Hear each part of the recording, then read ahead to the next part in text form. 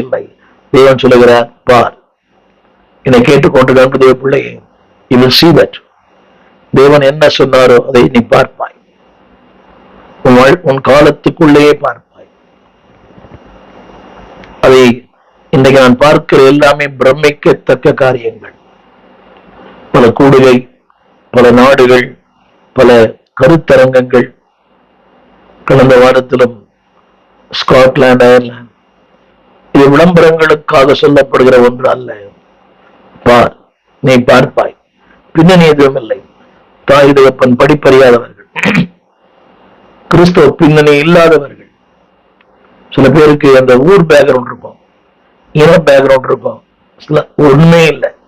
பார், எதை பார் தெரியுமா? என் கரத்தை பார். இரண்டாவது, என் வார்த்தையை பார். என்னை கேட்டுக்கொண்டு அன்புடைய பிள்ளையே, நீ சோர்ந்து போயிருக்கலாம். ஊழியர்களை